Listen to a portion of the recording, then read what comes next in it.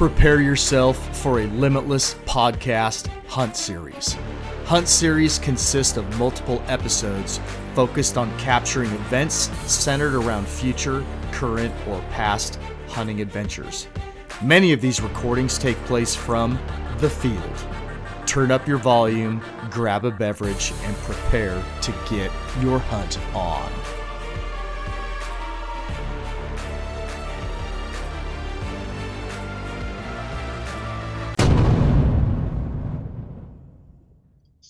Hello, Limitless podcast fans. If you're watching this on YouTube, you have the rare view of me kind of in a very relaxing position with a very blurred out background. I normally don't blur out my background, but I'm in a hotel motel mood working away from home this week, and I did not want to share my suitcase and gym clothes and the background of the Fairfield Inn. So you get a blurred background. Contrary to my elk hunting partner, the infamous Christopher Dunlap, and one and only. What do you call this? That's Badland Headquarters South. That's right.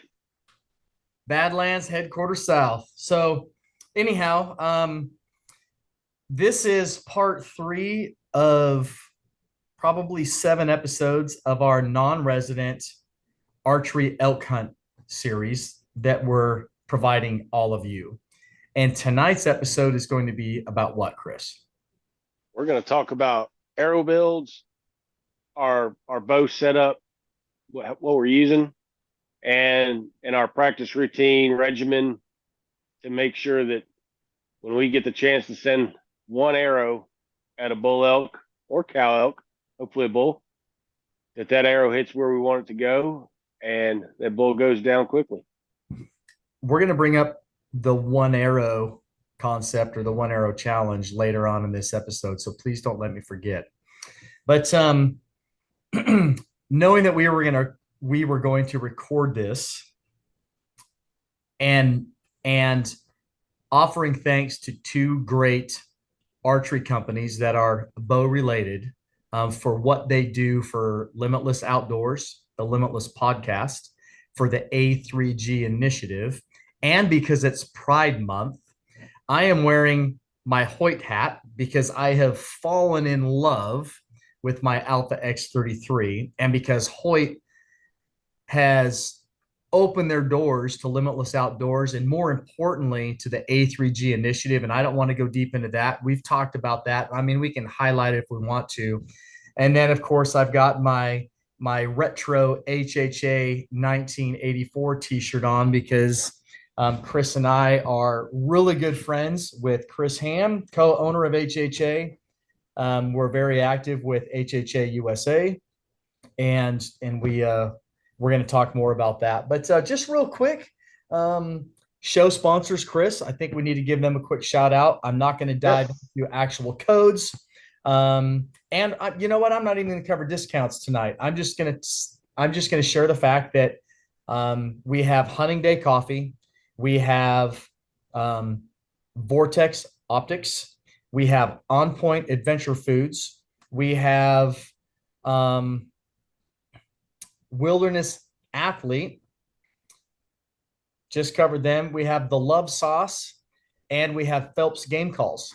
All of those are our fantastic sponsors for this podcast. If you listen to other episodes, you can hear what those discounts are. You can also hear what those discount codes are. And I'm going to say it again. I say it almost every single episode. When you use those codes are for you as a listener. They don't do anything for me or for the Limitless podcast. Those companies have communicated to me that they are willing to provide those codes for you as the user and benefit you and you alone. I receive no kickbacks for that. So anyhow, now that that's out of the way, not that that's a bad thing, because I love and use and abuse all of those companies. Abuse meaning their products. I mean, I put their products through the ringer, but I love those companies, and I trust my outdoor experience and success for each and every one of them. But with that said, Chris, yes, kick us off, man. Kick us off. What do you want to talk about first? Um, talk about arrows first. Okay, let's talk All about right. So both of us, I believe, are shooting the same arrow. Both shooting the VAP SS 300 spine, yes. uh, micro diameter shaft, super strong arrow. You can put it through a wall and the back of a Samsung refrigerator, and it doesn't hurt it, evidently. So I've been told. That's a fact. Um, I am running, like I said, a 300 spine. I'm running a three fletch with the tack drivers on them, and then Chris, hold I, that up so people can see it on camera. It's in your yeah, lap. There you go. yeah, there we go. Um, I'm running a. I'm not using the Victory outsert uh, for personal reasons. I just don't like the lip it leaves, and I found that the Easton um, titanium 55 grain half out is a seamless fit to the end of the shaft. So I chose to run those. The Victory ones I think are 50 grain, so not really much weight difference. And then you and I are both shooting the same broadhead, I believe, which is the VIP Archery Combat Vet in 100 grain. It's fact, sir. Um, and I've got another one here that I popped open so our listeners, viewers can see. Here's obviously closed. You got two little bleeder blades, one on each side. Those act to release the main blades. Um, so once it's deployed, you've got a 2 inch very lethal cut. Leaves a gray wound channel. My particular build for the nerds out there that want to geek out on grain weight and speed and kinetic energy. I'm getting mine are right at 445 grains. Uh, little over 13% FOC, and they're coming out of this bow right behind me at 292.6 feet per second. And if you care about kinetic energy, it's at 84.7, which is all more than enough to ethically harvest just about any animal on the North American continent. So I want to talk about the VIP combat veteran. The and I get it. There's two different camps. There's let me I'm gonna there's not two different camps. There's multiple camps out there in regards to fixed blade, mechanicals, and then also so you have guys that are staunch fixed blade no matter what game they're pursuing.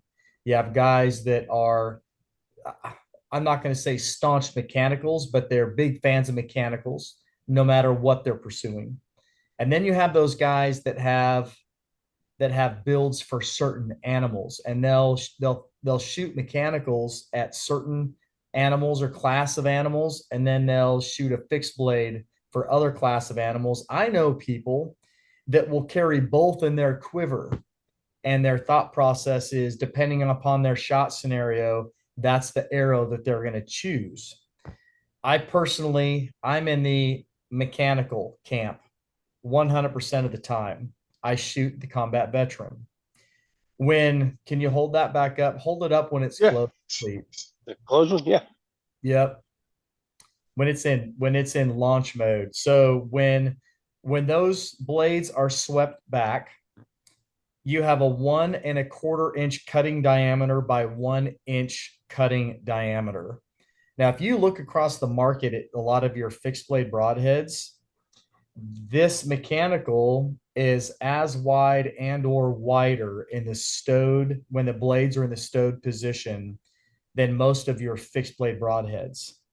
Hold that back. I'm not done with you, Chris. Christopher, bring that broadhead back up there. So as Chris was describing, well, I'm going to go a little bit deeper, but I'm going to start at the tip. That chisel tip on that broadhead is actually cut on contact sharp. And in fact, if you compare that to the G5 Striker or the QAD, The chisel tip on that broadhead is sharper than either one of those fixed blades. So if you want to talk about cut on contact, the VIP combat veteran, well, any of the VIP heads have a sharper chiseled tip than the G5 Striker and the QAD. I'm super impressed with that. How do they deploy? So it's not held back by rubber bands.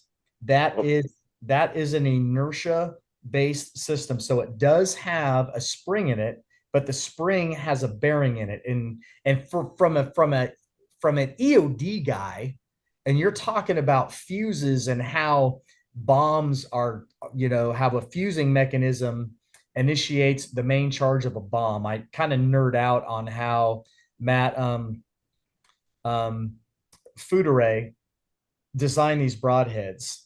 So when the broadhead penetrates the hide, the tension is put on those long blades, on the long blades. It compresses the blades as it enters the rib cage and the chest cavity. When the long blades compress, it releases the bleeder blades, and the long your swept back blades release. Now, here's the cool part. That is nearly, I've never had one not open upon contact ever. And I've shot a lot of critters with this broadhead. If it for some reason did not open, like I said, you have a 1.25 inch by 1 inch cut on contact broadhead. That is a lethal broadhead. I don't care what camp that you sit in, whether that that broadhead deploys or not, you have a 1.25 by 1 inch cutting diameter 4-blade. When it opens, Chris, I don't know if you're able to hold that arrow and move those blades or not, but they move independently with each other. I'm digging out the little plastic tips so I can move them. Yeah, without amputating fingers here. So here's the next cool part about it. Once that broadhead deploys, you now have a 2-inch by 1.25 inch cutting diameter. So your bleeder blades, when they deploy, are as wide as the broadhead at its max cutting distance is when it's stowed in flight position. It's just incredible. And then those bleeder blades can rock back and forth. See that? They kind of move independently. And then those blades move independently. And so here's the cool part about that. When it travels through the animal and then exits through the other side, the blades can fold back as they travel through the rib cage and the hide on the exit side of the animal. A lot of your other mechanicals do not do that. When they come open, they lock in the open position, and when they try to go through that back cavity, they'll break or they impede forward travel. So that's what I really find interesting about the combat veteran, and it has yet to let me down. As far as the VIP line goes, I have, not that I want to turn this into an infomercial for VIP, but I have harvested animals with the original VIP broadhead. I have harvested animals with the combat veteran, and I have here's the OG. Yep, there's the OG right there. It's the combat veteran, but it's just the 2-blade. It doesn't have the bleeder blades on it. And it's got the little spring washer on the bottom. Yep. Which has nothing to do with the blades. Yeah. Well, it just locks them in. Correct. But it's the same inertia concept. And then VIP has some other broadheads in their line. I was part of the testing process for what Matt calls the Commander. It's a 3-blade broadhead. The thing is wicked. And I've harvested a really nice whitetail with the Commander. The Commander is Matt's favorite broadhead of his lineup. But the reason why I don't shoot the Commander is it's a little bit trickier, and it's harder to clean once you've put it through an animal, and it's a little bit tricky when you're out in the field, especially the backcountry, to get it cleaned out and stowed if you were going to use it again or put it in your quiver to get it out of the to get it out of the field. The blades are deployed. The combat veteran, it's really easy to clean and restow and get it back in your quiver. And I'm just a huge fan of it. So that's why I'm using the combat veteran. Chris, I don't know if you want to go into detail on why you're using a combat veteran this year or not. I'm going to leave that up to you. Yeah, I mean, well, so I used a mechanical for years. I harvested a lot of animals with them. I switched to a fixed blade. We can leave it nameless, so we'll just say it's probably the most expensive broadhead on the market, and that'll give somebody an idea. And I made an excellent shot on a whitetail last year that the deer should have gone 50, 60 yards and been piled up, and went over 350 yards. Wasn't able to recover the deer. Ended up finding what the coyotes left, I don't know, a month and a half after the fact. And just got really, that left a bad taste in my mouth. I hate losing an animal. So I decided, I'm going to give these combat vets a try. I've had great success with other mechanicals of somewhat similar design, not exactly like Matt's, but and they served me well. So I'm going back to mechanicals. In fact, I'm taking Matt's 175 grain combat veteran to Africa in about another 6 weeks or so, and to harvest some plains game. Love it. I love it. So our arrow builds, Chris, they're very similar. I'm shooting the Victory VAP SS.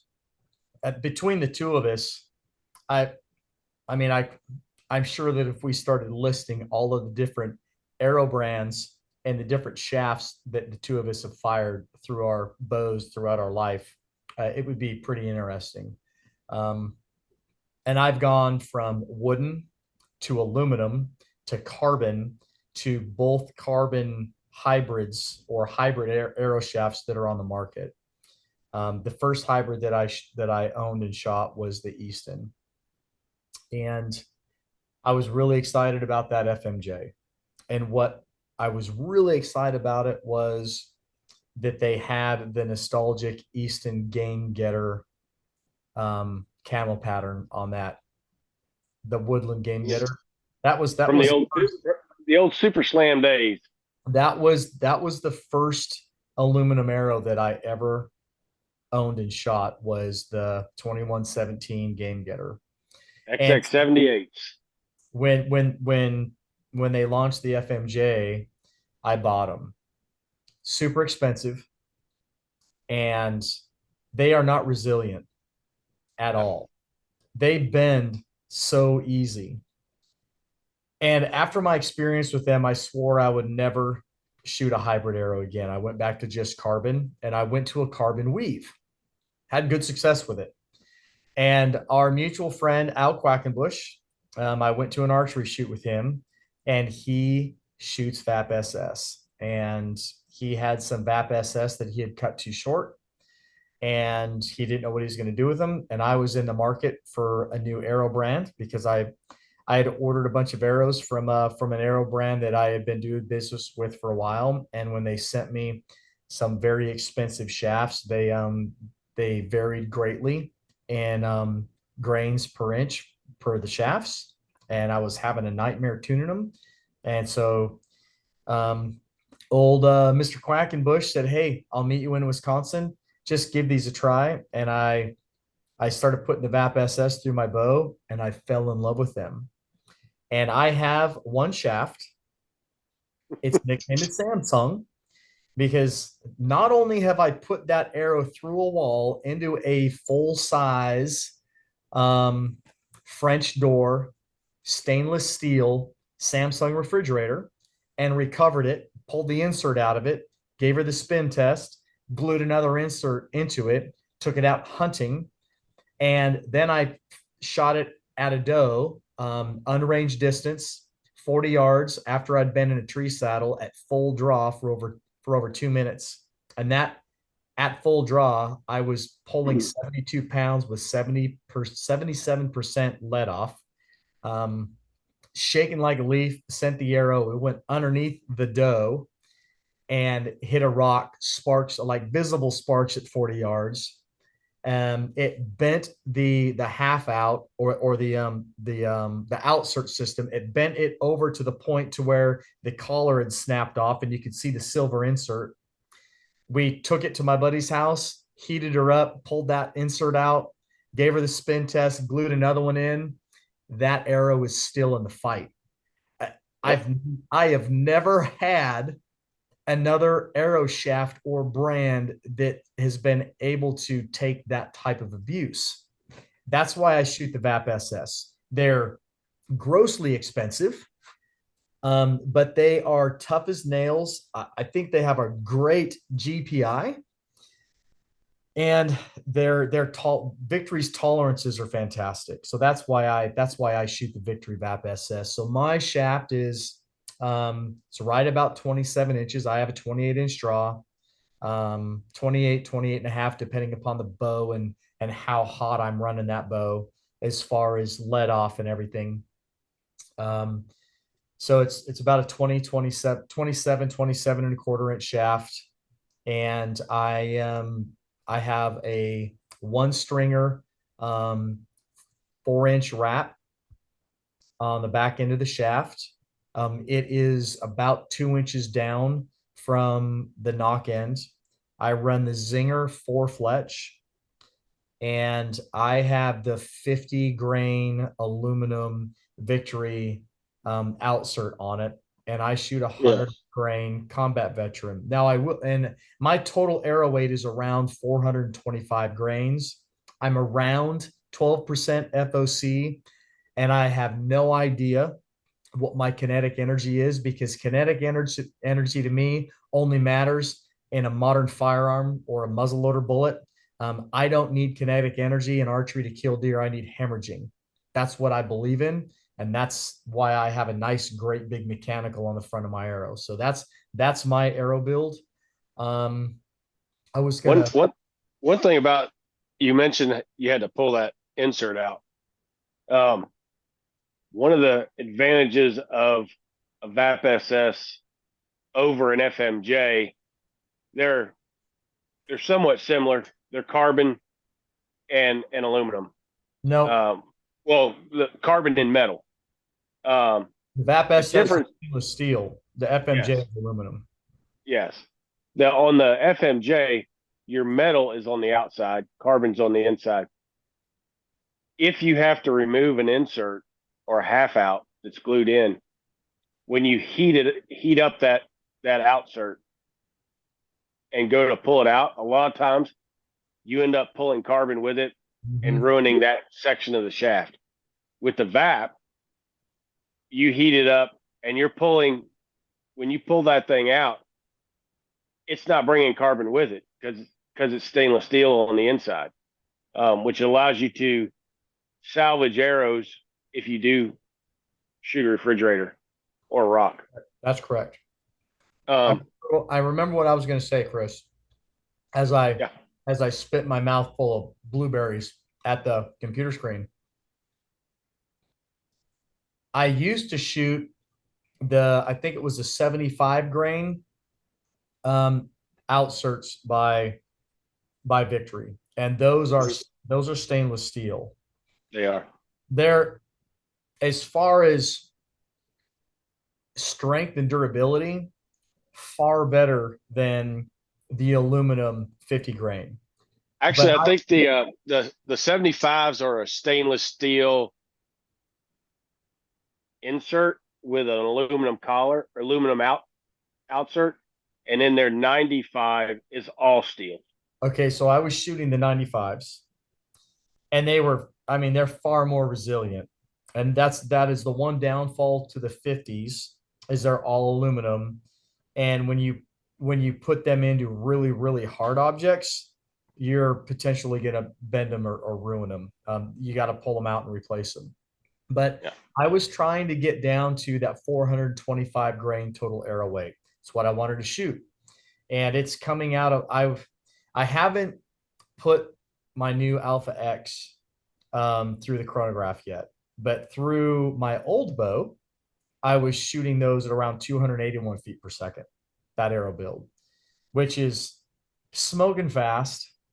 If you can get an arrow going between 270 and 280 out of a modern bow, your trajectory is fantastic. Your pin gap is greatly reduced. If you're shooting a single pin, which we're going to jump into, it makes that single pin shooting and gap shooting so much easier rather than man, I don't know, Chris, I don't know about you, but I've been down the rabbit hole of quote unquote adult arrows and shooting stupid heavy arrow, and so heavy that my pin gap was so bad that I couldn't even hit 60 yards on my fifth pin on a 5-pin sight. That's terrible. And if you're Yeah. on a spot and stock scenario and you're shooting through timber, I mean, the You got shit, to worry about what that arrow might hit up here as it's coming back down to the target. yeah, it's insane. Yeah. So I'm going to get off that soapbox for a minute because I'm pretty sure we're going to jump back on it because what else do you want to talk about? So how many arrows are you taking? I'll take, there'll be 12 in the bow case when the truck leaves here headed Okay. north. Okay. I run a 4-arrow quiver. If God forbid I miss 4 times and need more, hopefully you'll have connected between my misses and I can pick up some replacement arrows from the truck when we're packing out your elk. Okay.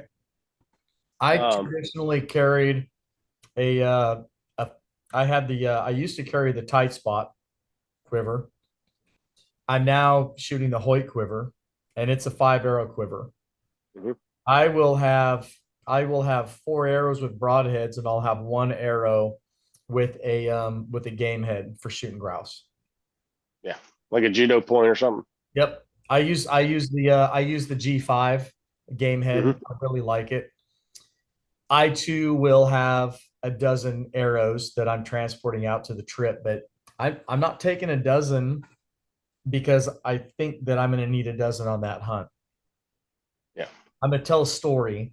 Um, I was elk hunting with Michael Sims a few years ago, and he did not have his arrows strapped down correctly on his pack. And he and I were we were navigating through a nasty clear cut on the Washington coast. And it was a nasty, steep slash cut, clear cut that was overgrown with reprod and Yeah. and salal, which salal is like the West Coast version of mountain laurel. We couldn't see if you were 3 to 5 yards in front of the person, you couldn't see the person in front of you. It was so bad. And we navigated probably a quarter mile from where the spur was out on the logging road down into this canyon. And we got down at the bottom, and Michael was in front of me, so I'm trying to follow him down through this just nastiness. And we get down to the creek bottom, and we sit down on a log together, and we take our packs off, and we had both strapped our bows onto our packs, take our packs off and set them down on the ground in front of us. Every single one of Michael's broadhead or arrows were gone. Wow. Every single one. He had 5 arrows in that quiver, Chris. Like my stomach went up in my throat. How I didn't impale myself on one of his arrows Yeah. as I was following him through that madness. Hmm. That was a miracle in itself. But Michael tried to retrace our path back to the truck because he had spare arrows in the truck. He found one. Yeah. So, I mean, you never know. I bring that up, because we're taking 12 arrows out there with this. You never know what's going to happen in the field. You might fall, Exactly. you might fall and land on your bow, quiver down, and break or bend every single shaft that you have in that quiver. And you have Yep. to hike all the way back to the truck. And if you don't have spare arrows in the truck, like a complete reload on your quiver, then whatever arrows you have is what you have left, right? And when you put all this time and effort and money into planning, preparing for a non-resident elk hunt, better have all your bases covered because you never Well, know when bad stuff is going to happen. that's a good point. The other thing that's going to be in the truck when I head north to pick you up at the airport is I'm going to bring one of my small, um, you know, foam targets. It's a Reinhardt cube target type deal. I'm going to throw it in the truck. So when we get to the trailhead, you break your bow out of the case. It's been thrown around at the airport half a dozen times. You can sling a couple arrows, make sure your sight's still on. Nothing's nothing's been damaged in transit, and you're ready to go because you don't want to find out when you sling an arrow at something that your sight's off because of how airline employees tend to handle baggage. So Chris, on top of that, that's another reason, that's another benefit to having a game point on an arrow in your quiver. That same Yeah. hunt with Michael, um, I I took a nosedive, and I tried to do a PLF, but my bow sight smacked a log pretty hard. So I found a big old punky stump, and I knocked that game head, and I sent that game head into a stump to verify that my sight was, that my bow was still functioning correctly and that my sight hadn't been bumped. I shoot the same game head as I do broadhead, so 100 grains on both. So that allows me to stump shoot if I need to make sure that my bow is still on. And Yep. I mean, not only that, when I used to shoot traditional, and I'm going to shoot traditional again because I bought a butte of a longbow, and I've never hunted with a longbow. I'm really excited about it. I used to stump shoot all the time, and even when I was hunting, I would carry a game head in my quiver, and throughout the day, I would just randomly take a shot at a stump, just to keep my shooting skills and senses, right where they needed to be. And whether you're shooting a trad bow or a compound bow, and a lot of compound bow shooters won't stump shoot because of how expensive their arrow builds are and everything. And if you carry that game head in your quiver, you can find that old punky stump, that old punky log, and you can send it, Mm-hmm. still dig it out. And Yep. and so there's that aspect of it too, because man, it feels good when you've been walking around for a full day, or if you're 2 days in from being at the truck since you've been at that foam target, it feels good to go to full draw and let one rip. And I'm not going to Oh do yeah. it with broadheads, right? So Nope. having that game head with you is it can allow you to do a little bit of stump shooting while you're packed into the wilderness. I think that's key too. It can. Um, Speaking of losing your arrows or protecting your equipment, I was gonna bring this up. Um, and there's different companies that make different ones, but um, Badlands has a bow sling, which I've used it. It's a little, it's okay. If my bow's not in my hand, it's going to be strapped to my pack. I don't want another strap to get tangled up in.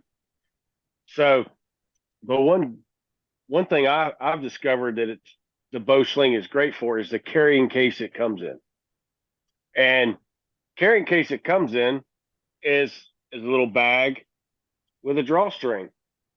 Yep. It's the perfect deal to put around your bow sight for when you got it strapped on your pack. It keeps anything from getting into it, and then it comes off real easy. but it'll protect your sight. Um, and then when you need to use your bow, it comes off easy. So I I have the Badlands bow sling as well, Chris. I really thought that I was going to use it a lot, and I don't. It's a great hit. That that bow sight cover is what I use the most. And when we could probably just take one if you're hunting with your partner. We're gonna flip flop. We haven't really discussed how that's gonna work yet, but most guys, either one guy will carry his bow for the entire day, and then you just every other day you're carrying the bow, or you'll go morning and evening. So one guy hunts in the morning, and around noon, then he stows his bow and starts calling it. You flip flop. But we could take one sight cover so that when whoever's calling and they have their bow strapped to their back, you have that sight cover on there, so it's protecting their sight when it's on their back. Because the guy carrying their bow, when I can tell you 100% that when it's my turn to carry the bow, I will not have a sight cover on my bow. No, Period. I won't either. That's I use it for when my bow is on my pack, um, and I'm not if I'm carrying my bow, I'm expecting to shoot something. yes, sir. Um, so if I'm packing out an animal, obviously I've already harvested. I don't need my bow in my hand. That's when I put my cover on. If I'm packing in the dark, um, my bow's I can't shoot then, so my bow's on my pack and the cover's on it. Um, I I wanted to like that bow sling a lot, but it's okay down here in Texas if you're if you're or probably on east of the Mississippi if you're walking into a tree stand or a tree you're going to saddle hunt out of. You can sling it, carry it in a sling if you want. It does have some use there, but for out west backcountry hunting, spotting and stalking, I don't see a good purpose for it. No, I don't either. You want to talk about bow cases? Why we're talking about protecting the bows and your gears? Yeah, we can. What bow case are you using? I've got the Pelican Air bow Okay. case. It's like an SKB. If you're not familiar with Pelican bow cases, they're like SKB bow cases. Um, it's lockable. It's airline approved. It's got a pressure valve on it. Um, it's got wheels, so if you got to drag it through an airport, it comes in handy. There's a lot of room in that case. You can strap your bow in there, and then there's a padded layer that goes over top of that you strap down. You could actually put two bows in it if you want to, or you can put one bow. You can put an arrow tube in the lid of it. It's got a couple zipper pockets for if you want to put your tools or your release or that sort of thing in there. It is kind of heavy, but it's very durable. I've flown all over the country with my bow in there and never had a problem with it. The one thing I did add to it is an air tag for when I'm flying, Mhm. just so I can keep track of where my bow case is. That's a pro Um, tip right there.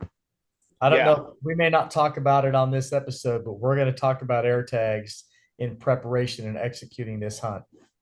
yeah, Sure. they're key. But it's a great bow case. It does not have.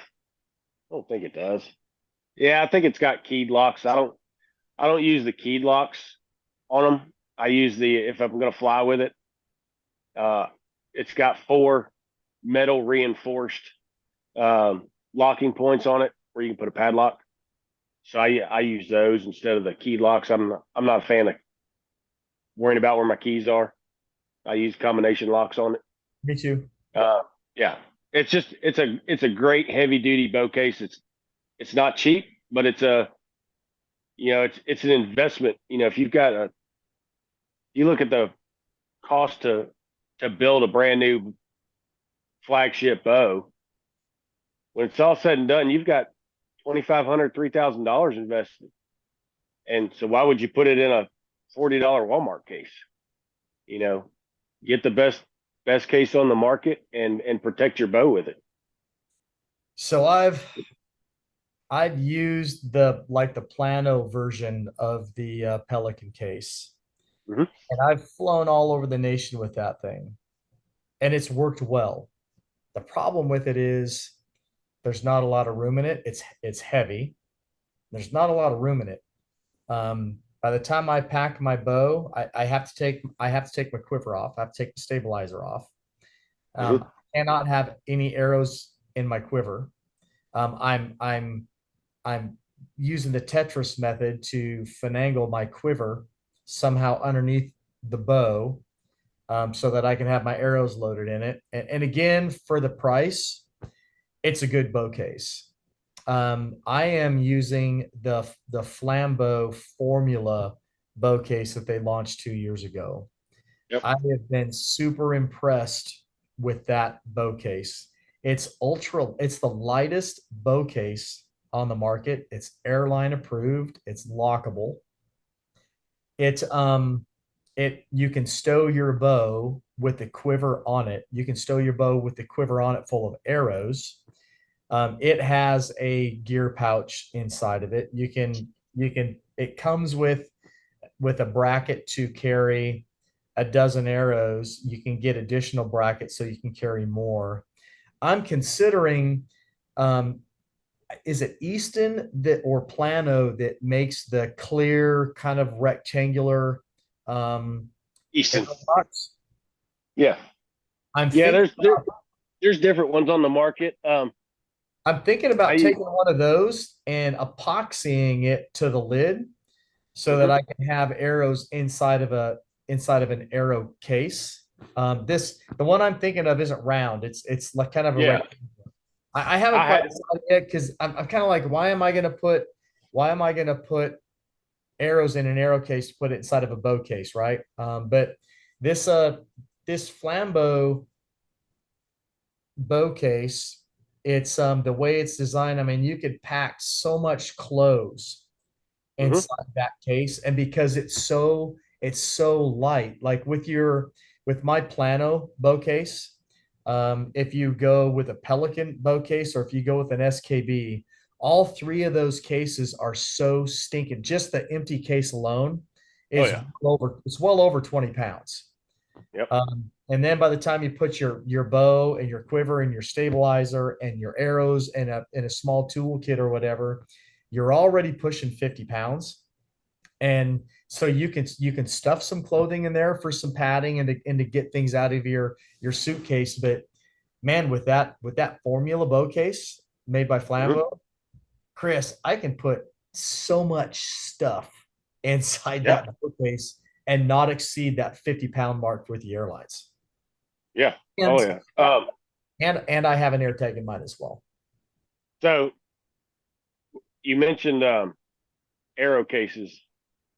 I am 100% anti broadheads on arrows in bow cases. Me as well. Um, yeah. So if you're gut, for those out there that haven't traveled with a bow and a bow case a lot, if you're going on a hunt, get invest in a small little broadhead case. I picked up this one off Amazon. It was about $30. It's an SKB case.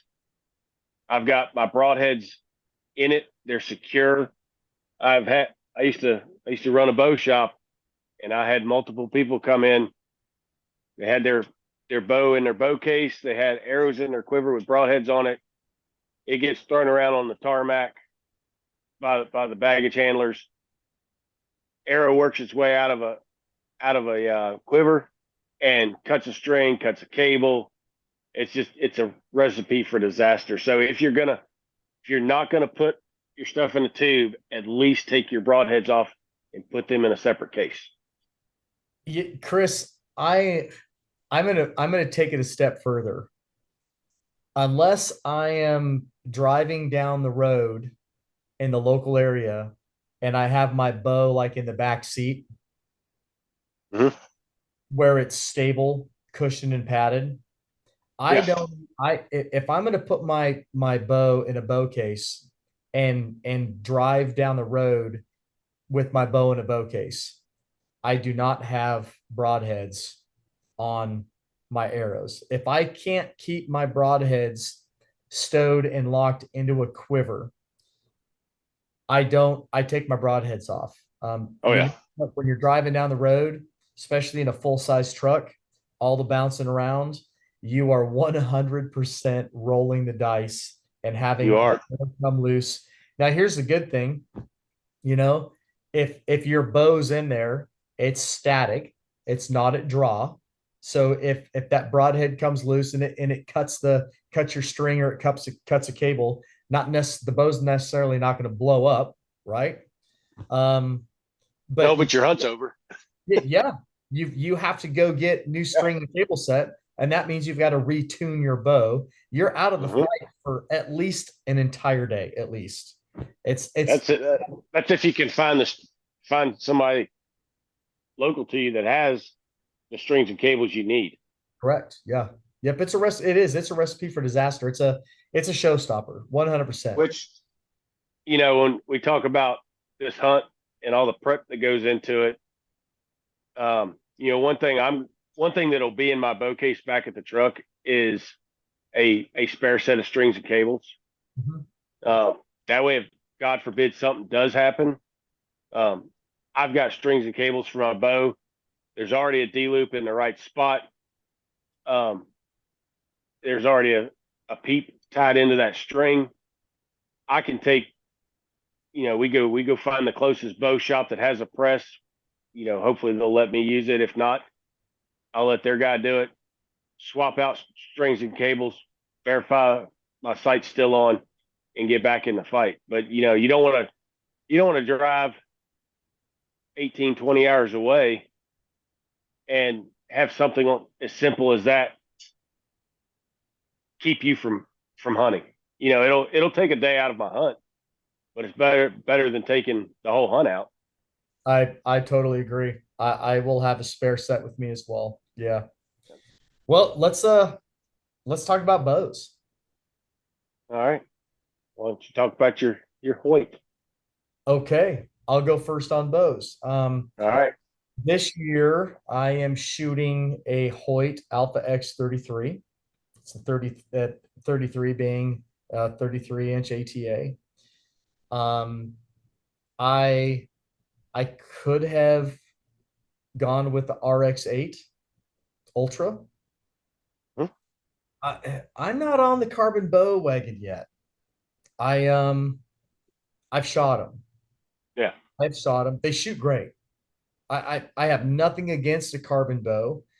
The problem that I have with the carbon bow is, especially with majority of them on the market, when you look at the ATA, you look at the weight of the bow, you look at the speed of the bow, there's no difference between the carbon and the alloy bow other than the price tag. And you're spending around $600 more for that carbon Mhm. riser. And I just can't get myself to do it. And I have found that I prefer a little more weight out front. And I know that I can add weight to the bow in different ways. But I just really like that alloy riser right now. I'm not seeing the benefit in spending that extra money. So I'm shooting the Alpha X33. I um I have gas Ghost um Ghost 5 Ghost XV. XV. Ghost XV strings. I Hmm. have a Hot Shot Peep. I have an HHA Rise single pin slider, and I use a Hamskea limb driven rest. That's my bow setup. And my front stabilizer is made by Crossover. They're out of Alaska. It's a carbon telescoping um, stabilizer. And there's a couple reasons why I use that stabilizer, Chris. One of them is because a stabilizer is meant to stabilize and balance your bow. I equate it to a trapeze artist. And when I first got into compound bows, I wanted to shoot the stubbiest little stabilizer that I possibly could. I used to shoot like a 6-inch stabilizer. Hmm. Really look at it, I mean, it's useless. It's really not increasing the performance of your bow. No. I bought this crossover so that I could extend that stabilizer out to certain distances. Now I rarely ever put it out to its max distance. And I don't remember which model that I have. I'm usually running that stabilizer out to about 16 inches. What that stabilizer also does for me, Chris, two things. One is it has an adapter that I can put on it has a quick disconnect on it, and it has an adapter that screws into a bino mount so that I can use that as a monopole for glassing. So Yep. I don't have to carry a tripod with me. It's pretty cool. And that mount has a strap on and everything. So I can literally strap my Vortex razors. I have 12 by 50 razors that I can strap onto that little platform, and I've got my razors on a monopod. It's cool. The other benefit, being an amputee, when I'm running that stabilizer out there like that, it's like a trekking pole for me. It is literally a human stabilizer. And that thing has saved me from tumbling down mountains on more than one occasion. And so I'm a huge fan of that stabilizer. Other than that, you know, I've left tight spot quiver, and this year I'm giving the Hoyt quiver a try. I am a big Yep. fan of the tight spot quiver. Their quiver design has kept my arrows contained through some horribly nasty stuff in the backcountry. And I'm giving the Hoyt quiver a try. I've had some people highly recommend it, and so I'm going to see how that works. That's my bow. All I don't right. I don't think I'm forgetting anything on that bow. And that Don't bow, think so. 70-pound limbs. Hold on, I'm not Yep. done. 70-pound limbs. She's shooting just shy of 72 pounds. That's my draw weight. Is I've got her cranked to almost 72 pounds. Hmm. I'm at 75% let off, which I don't know if we want to go down that rabbit hole tonight on why I like to be in the 70s, but that's where I'm at. And again, I haven't put it through the chrono yet, but with my arrow build and my draw length 28 and a half, um, I'm shooting a number 42 sight tape Yeah. on the wood. So anybody out there that's familiar with HHA bow sights, if you're shooting a 42 and you know how fast you've had your bow through the speed machine, then send me a message or make a comment on this episode. Say, hey man, I'm on sight 42 and this is what my bow's shooting. So anyhow, Yeah. I'm so jealous. I don't have any props tonight. I know. I'm, And I'm and and you're shooting a caliper index release, correct? Yeah, I wasn't going to talk about my release right now. I Okay. was going to wait till you were done with your bow, but you've got props. I'm propped up. I'm Yeah. lounging on this couch. Somebody's got to prop you up. That's right. That's right. It's not going to be you. So I'm shooting the Elite Carbonera. Um, this will be my second season with this bow. And Aaron's right. The weight savings of a carbon bow versus aluminum is minuscule. Um, the only advantage to a carbon bow, which this isn't really going to apply to our hunt, is you're not holding a piece of cold metal if you're hunting in a very cold climate. Carbon bow will keep your bow hand from freezing. Um, I'm shooting pretty much the same setup. I've got a Hamsky drop away limb driven rest. And that Um, Hamsky, I believe for both of us, is the Epsilon. yes, correct. I did Um, I did not mention the Hamsky model. It's the Epsilon. And then for the sight, I'm running the HHA Max Rise. So it's got 2 pins. And right now, if my top pin is on 20, my bottom pin is right at 35. For this hunt, more than likely I'll set my top pin at 30, and that puts my bottom pin dead on at 45. And then if it's anything in between there, just gap shoot it.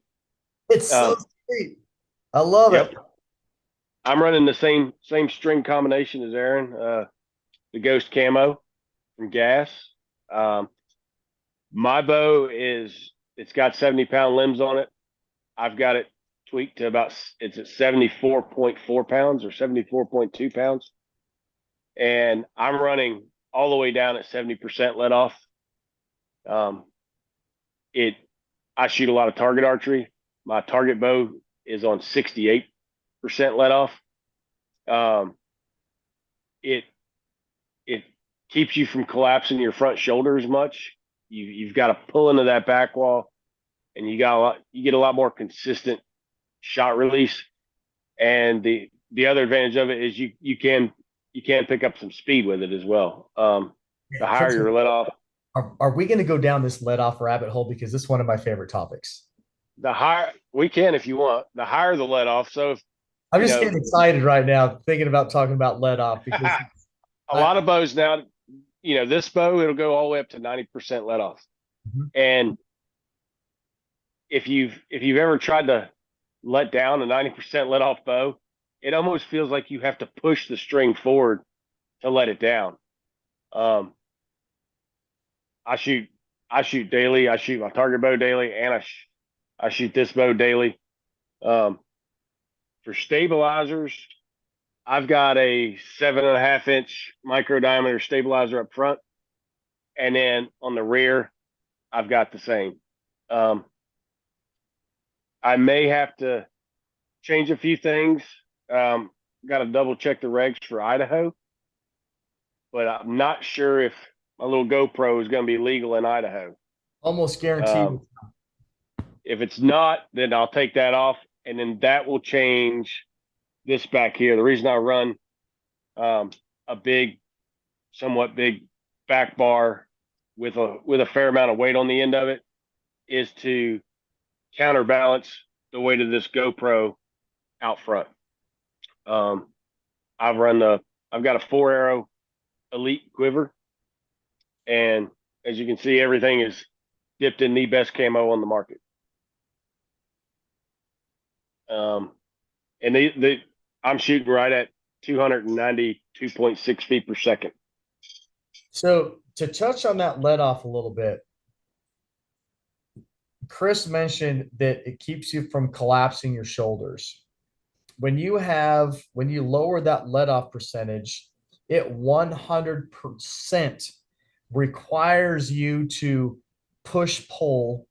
It makes you have to pull those shoulder blades together, and you're pulling into that back wall.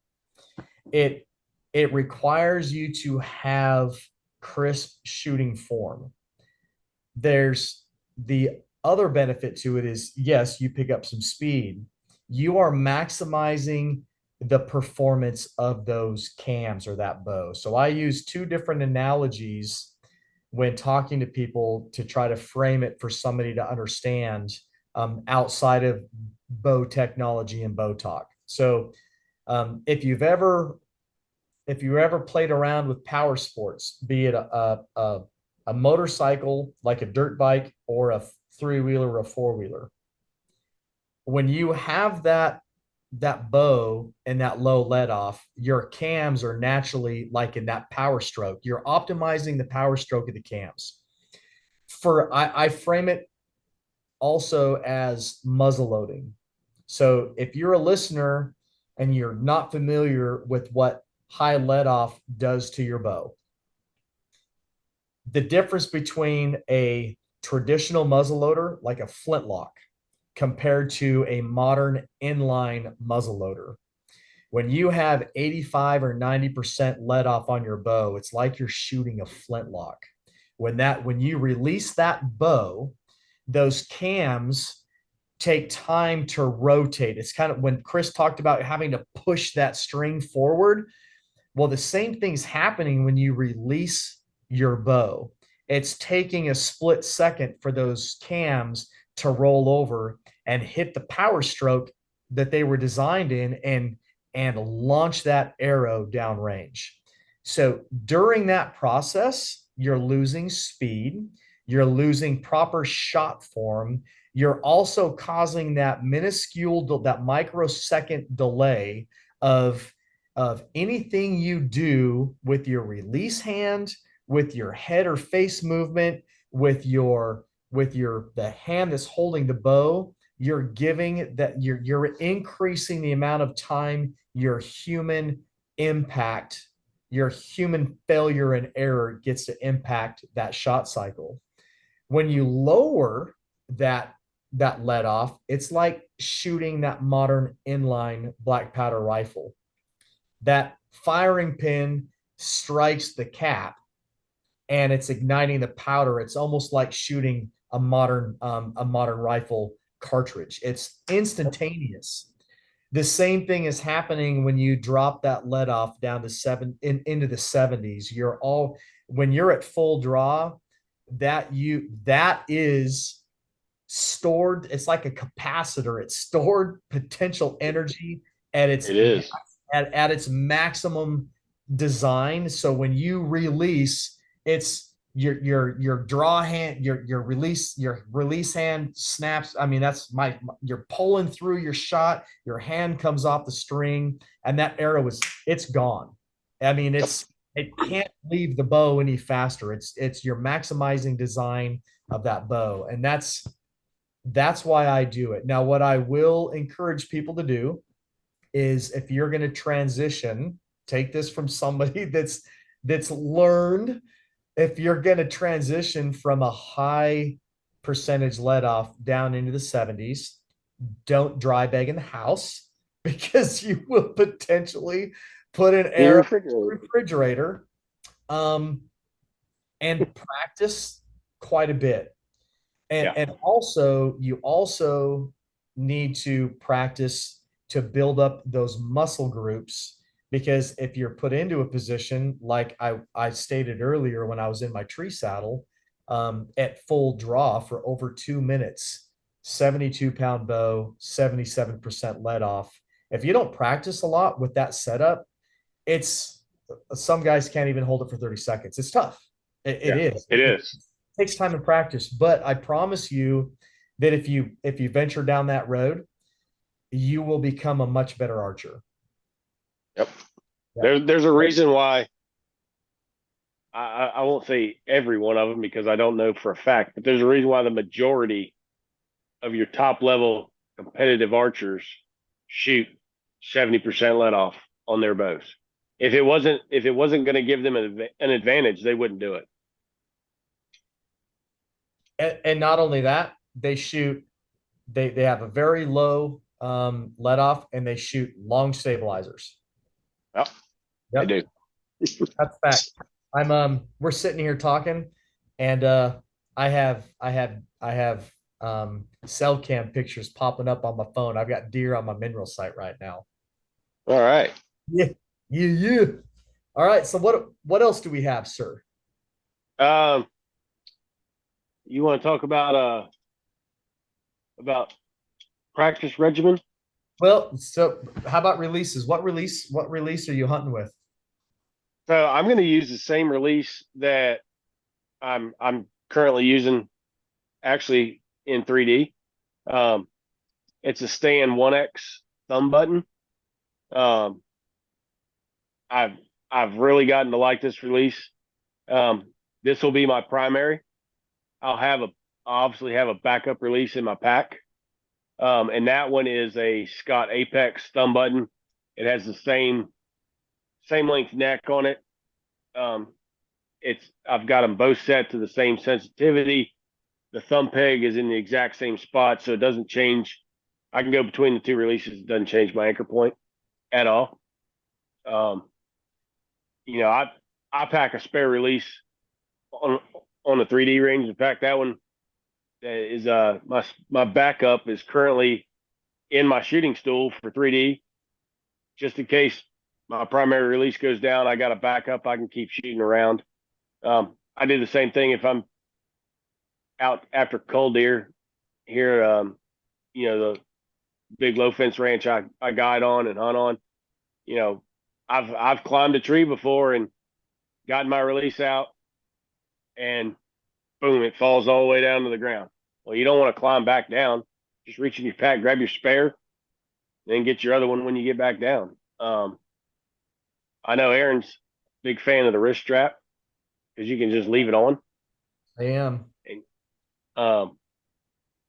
I I don't like the wrist strap flapping around, the release flapping around all the time. I've gotten to where I really prefer a thumb button. So what are you shooting?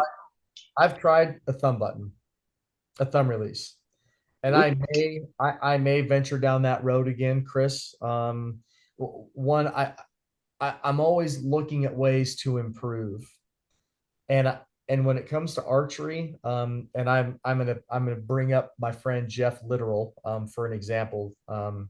He's a golfer, and and I'm not saying that Jeff does this, but how many golfers out there do you hear on the course, in the clubhouse, or coming back from a round of golf, and they're talking about how badly they shot a round of golf, and that it's time for me to get new clubs. I just can't golf like I used to. It's probably has nothing to do with your clubs. It's not the arrow, it's the Indian. That's correct. And I'm not saying that a different release is going to make me a better archer, but again, when you look at guys that shoot target archery, how many of them use a caliper wrist strap? Um, more than you would think. Um, But I've the most of them are using most some type of like a thumb release or a tension release, a back yeah, tension, and yep. um, and I know a lot of guys that just swear by them. I've Hmm. I've tried them before. I wasn't a huge fan, but I kind of want to tinker with it a little bit again. But I will tell you that, um, especially because I hunt so much out of a tree saddle, it truly weirds me out having that thumb button. Like when I'm at full draw in awkward positions in my tree saddle, especially like if I'm on a backside shot or an offside shot. I I have no fear in letting my draw down. I Hmm. can control it really well.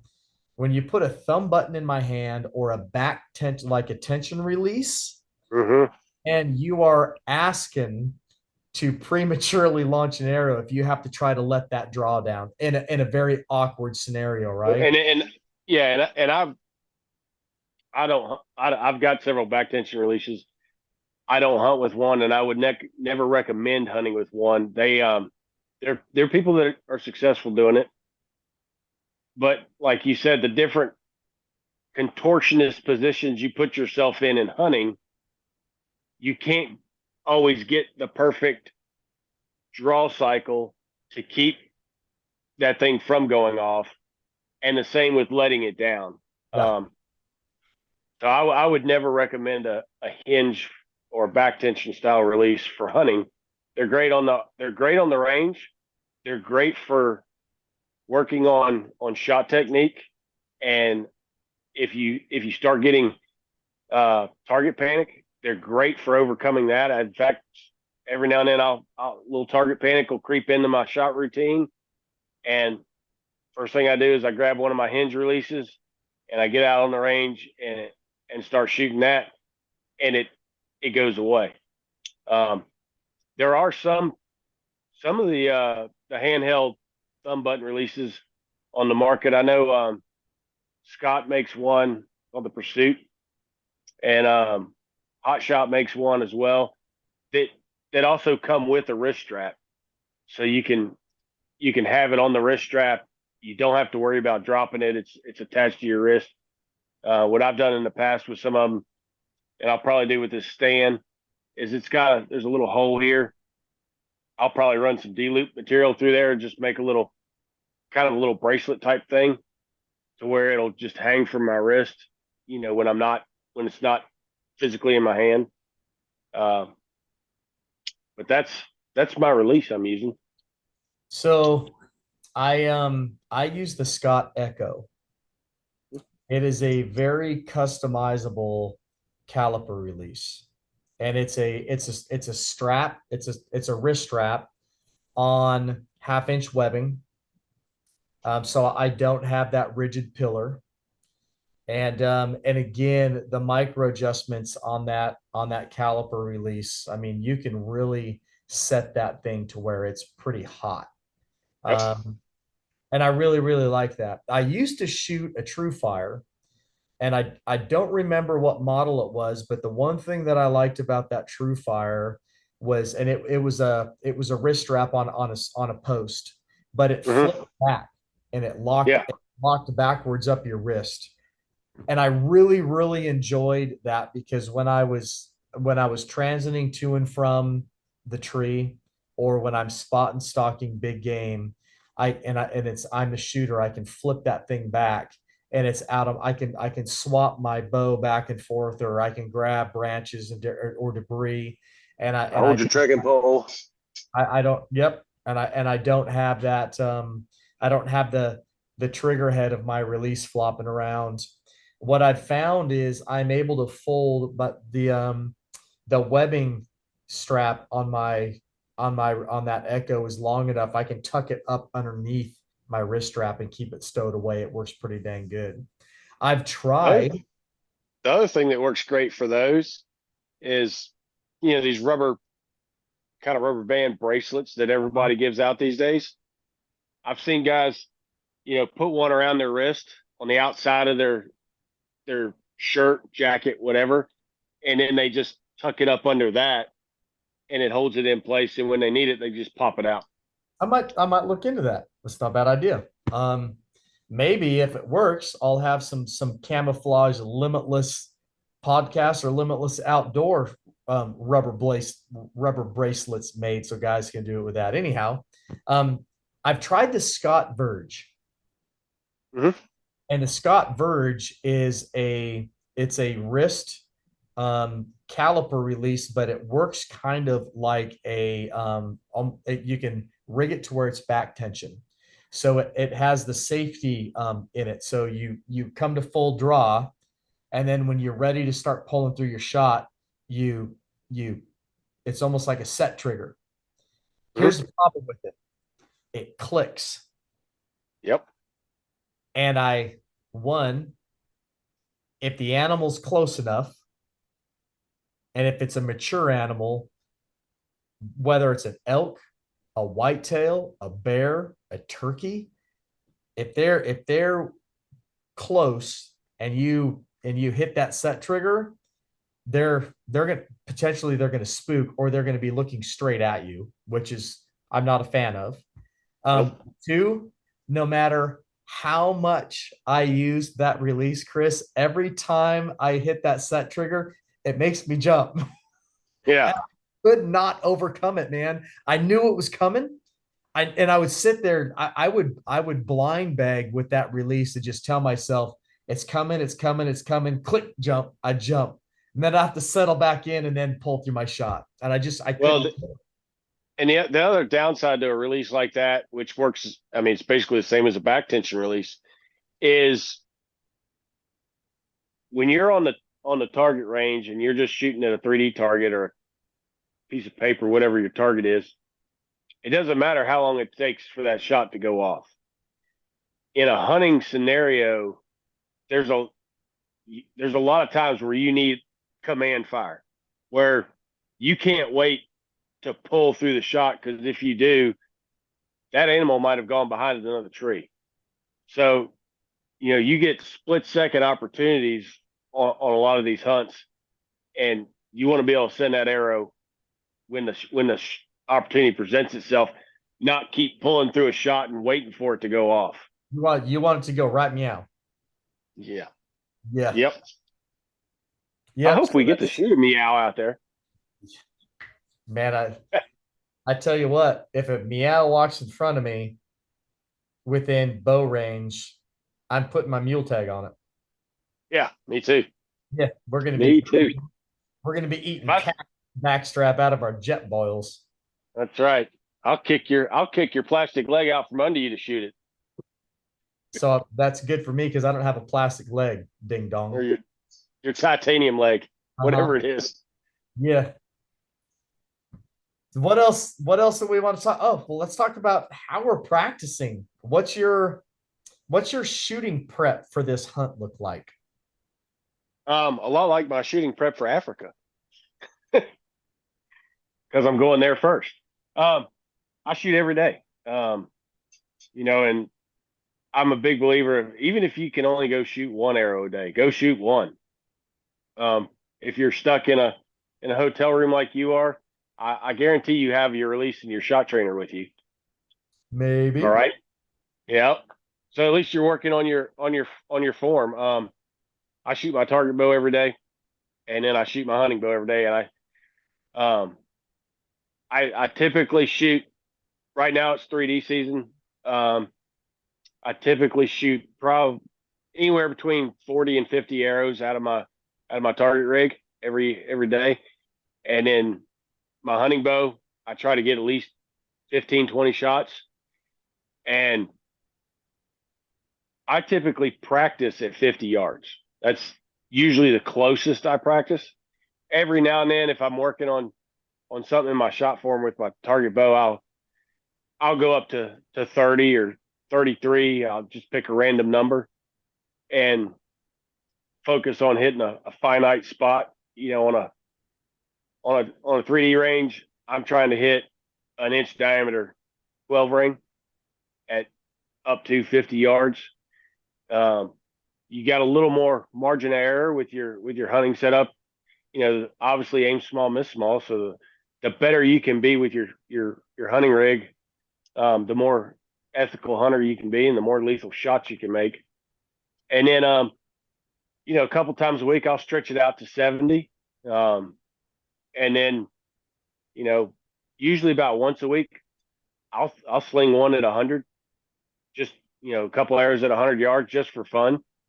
Um, and if you can if you can get to where you're shooting a 3-inch group at 50, 60 yards consistently, then when you get that 25-yard encounter, you're going to be stacking arrows on top of each other.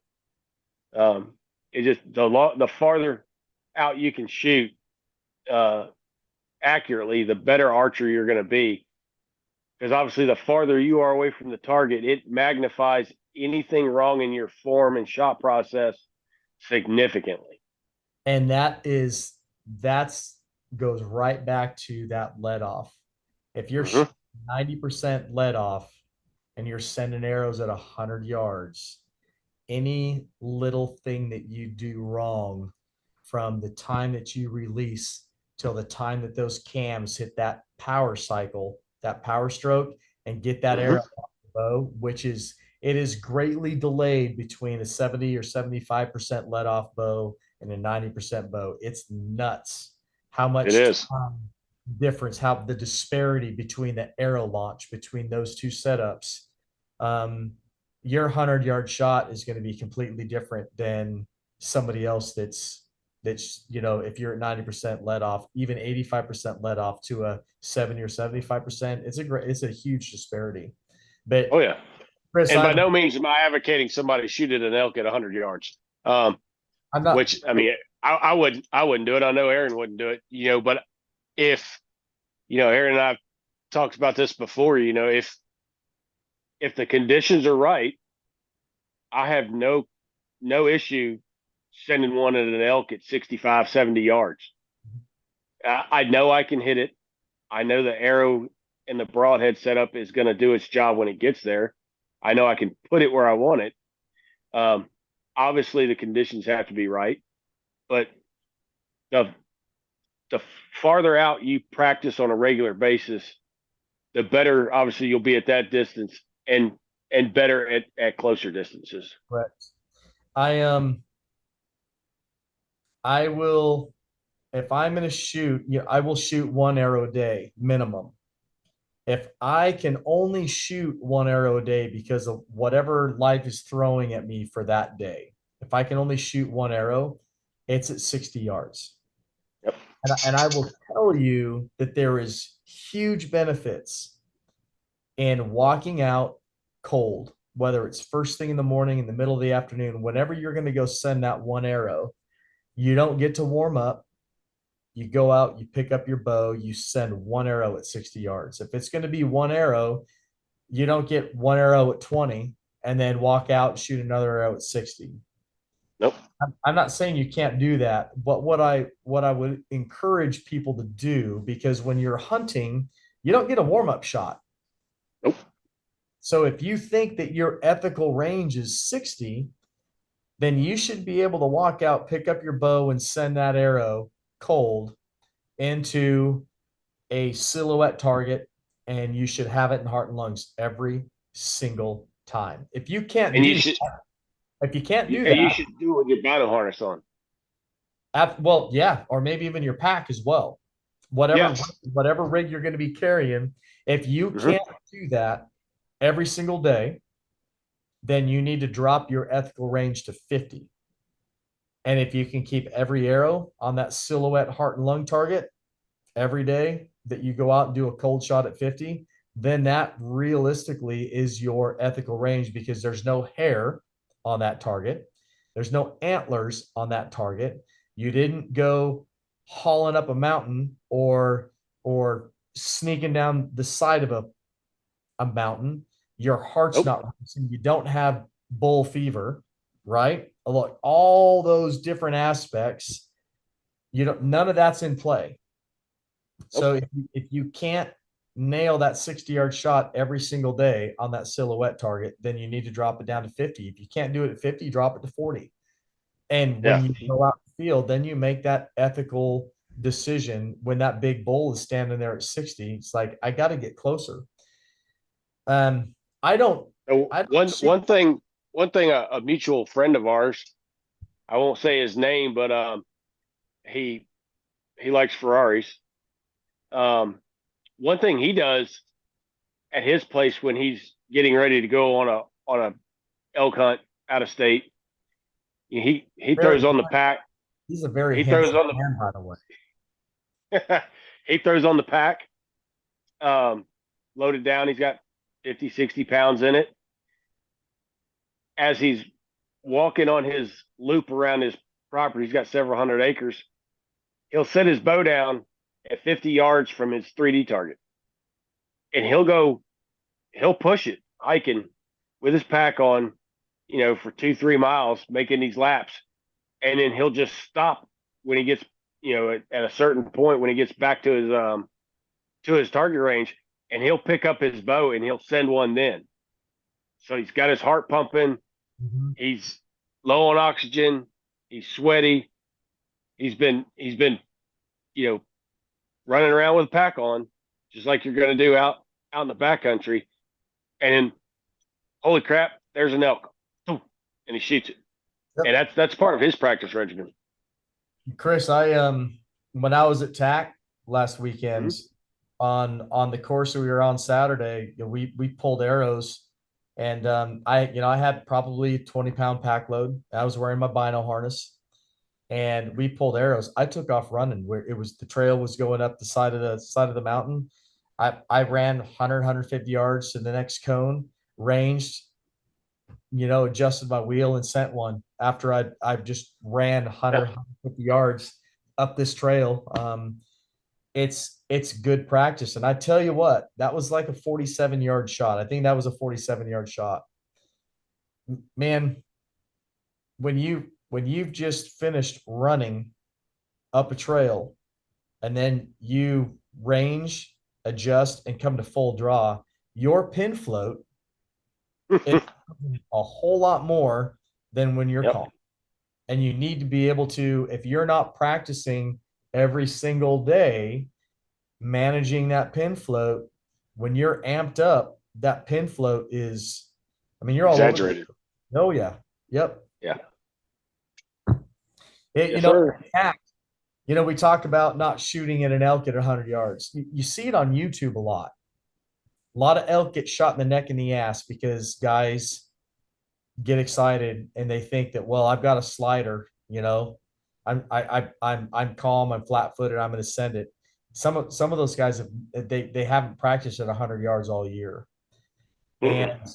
Anthony Field really and I both on a one arrow challenge to 128-yard shot at a bedded Yep. bull. And both of us put it right in the engine compartment. Yeah. Uphill shot. Um, I'm not saying that that gives me the confidence that I can send an arrow at 128 yards at a bull elk. I think that's unethical. Am I accurate enough that I can do that? Yes. I took a one arrow Mhm. challenge on a small life size beaver target at 87 yards, put it center mass.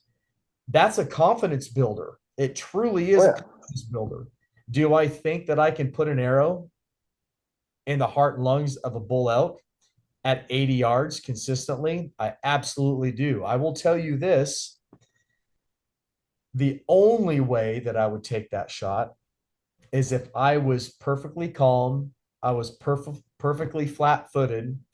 I had my hunting partner next to me that was continuously ranging that bull. If he's moving in any way, shape, or form, like if he's feeding and I come to full Mhm. draw and he takes a step, you're still ranging him, still at 87, still at 87, down to 86, up to 89. You know what I mean? You're constantly Yep. ranging that bull.